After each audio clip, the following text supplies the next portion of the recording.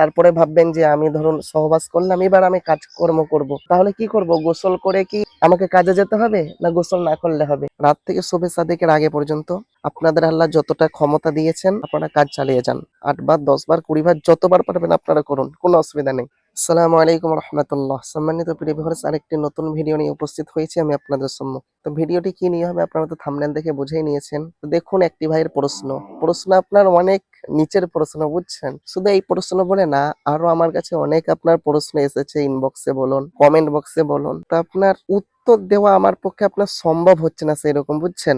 একটা আপনার নিজেকে কেমন লাগছে, কিন্তু না, এটা আপনার লজ্জা করলে হবে না, সেটা আমাদের জন্য জানা তো আপনার জরুরি বা জানতেই হবে। তো যাই হোক, এই ভিডিওতে আপনার একটি প্রশ্ন আমি উত্তর দিচ্ছি আপনার শর্টকাটে। সেটা হচ্ছে, একটি আপনার যুবক ভাই প্রশ্ন করেছেন, প্রশ্নটি আপনার খুব দামি, খুব মূল্যবান প্রশ্ন। তো প্রশ্নটি হচ্ছে, ভাইজান প্রশ্ন করেছেন, আমি স্ত্রীর সাথে যদি আপনার অনেকবার যদি সহবাস করা হয়, সেক্ষেত্রে কি বারে বারে গোসল করতে হবে, দিনে হোক রাতে হোক? তো দেখুন, এবার উত্তরটা শুনুন। আপনি রাতের মধ্যে শুলেন, স্ত্রীর সাথে আপনার ওয়াইফের সাথে শুলেন, আপনি যদি মেয়ে হন আপনি হাজবেন্ডের সাথে শুলেন, শুয়ে আপনার ফজর পর্যন্ত, শবে সাদেকের আগে পর্যন্ত, রাত থেকে শবে সাদেকের আগে পর্যন্ত আপনাদের আল্লাহ যতটা ক্ষমতা দিয়েছেন আপনারা কাজ চালিয়ে যান। কথা বুঝতে পারছেন? আমি আপনার অত খোলাখুলি ভাবে বলতে পারছি না। অর্থাৎ সহবাস আপনারা যতবার পারবেন করুন, 8 বার, 10 বার, 20 বার, যতবার পারবেন আপনারা করুন, কোনো অসুবিধা নেই। কেন অসুবিধা নেই?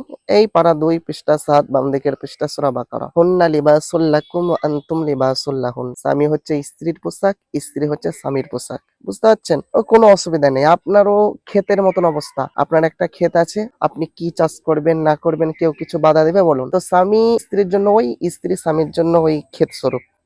কথা বুঝতে পারছেন? তো আমি আপনার যে কথা বলছিলাম, যে রাতে আপনি শুলেন, ভোর পর্যন্ত অর্থাৎ শবে সাদিকের আগে পর্যন্ত যতবার হলো সহবাস করা, তারপরে আপনার স্বামী স্ত্রী গোসল করলেন, নামাজ পড়তে হবে, তখন গোসল করা আপনার উপরে ফরজ, আপনাকে গোসল করতেই হবে। তারপরে আবার আপনারা নামাজ পড়লেন, আবার স্বামী স্ত্রী ধরুন এক জায়গা হলেন, আবার ধরুন আকৃষ্ট হচ্ছেন, তখন ধরুন আবার ইচ্ছা হলো, আবার কোনো অসুবিধা নেই। তারপরে ভাববেন যে আমি ধরুন সহবাস করলাম, এবার আমি কাজকর্ম করব, তাহলে কি করব? গোসল করে কি আমাকে কাজে যেতে হবে, না গোসল না করলে হবে? সেক্ষেত্রে আপনার আরো কথা, বুঝছেন? তো আমি সংক্ষেপের মধ্যে বলছি, তখন আপনারা একটা জিনিস করতে পারেন, যে সহবাস হলো, আপনারা ছোট যে আপনার পবিত্রটা সেটা করুন, অর্থাৎ উযু করে নিন, তারপরে আপনারা কাজে চলে যান, কাজ করুন। তারপরে হয়ে গেল, আবার আপনার জোহরের সময়, জোহরের আগে, তখন আবার আপনার গোসল করা ফরজ হবে, গোসল করে নিলেন, নামাজ পড়ে নিলেন। তো মোট কথায় আপনার বারবার গোসল করার প্রয়োজন নেই। আপনার নামাজের সময়, নামাজের আগে আপনার ওপর গোসল করা ফরজ। আবার আপনি যদি কোনো কোরআন তেলাওয়াত করেন, অন্য কোনো